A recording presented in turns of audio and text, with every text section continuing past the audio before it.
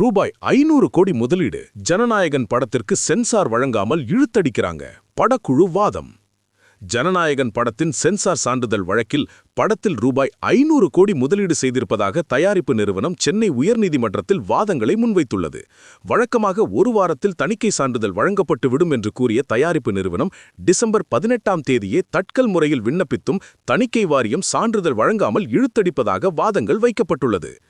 நடிகரும் தவைக்கா தலைவருமான விஜய் நடித்துள்ள ஜனநாயகன் படம் நாளை மறுநாள் ரிலீஸ் ஆக உள்ளது.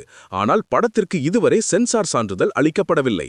இதனால் சென்சார் சான்றிதழ் அளிக்க கோரி சென்னை உயர்நீதிமன்றத்தை ஜனநாயகன் படத்தின் தயாரிப்பு நிறுவனம் நாடியிருக்கிறது. இந்த வழக்கு நீதிபதி பி.டி. ஆஷா முன்னிலையில் விசாரணைக்கு வந்தது. அப்போது மத்திய அரசு வழக்கறிஞர் தரப்பில் படத்தில் பாதுகாப்பு படைகளில் சில சின்னங்கள் பயன்படுத்தப்பட்டுள்ளது, எனவே பாதுகாப்பு படைகளை சேர்ந்த நிபுணர்களிடம் ஆலோசனை பெற்றிருக்க வேண்டும் என்று வாதிடப்பட்டது.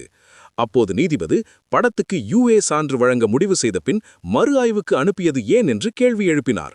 தொடர்ந்து படம் பார்த்த தணிக்கை குழு உறுப்பினர் அளித்த புகாரின் அடிப்படையில் மறு ஆய்வு குழு அமைக்கப்பட்டுள்ளது. படத்தை மறு ஆய்வுக்கு அனுப்ப சென்சார் போர்டு தலைவருக்கு அதிகாரம் உள்ளது.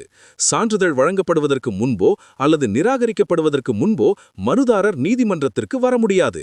படம் மறு ஆய்வுக்கு அனுப்புவது குறித்து ஜனவரி 5ஆம் தேதியே தணிக்கை வாரியம் படத்தயாரிப்பு நிறுவனத்திற்கு தெரிவித்துவிட்டது என்றும் வாதிடப்பட்டது. இதை அடுத்து ஜனநாயகன் படக்குழு தரப்பில் பல்வேறு வாதங்கள் முன்வைக்கப்பட்டன.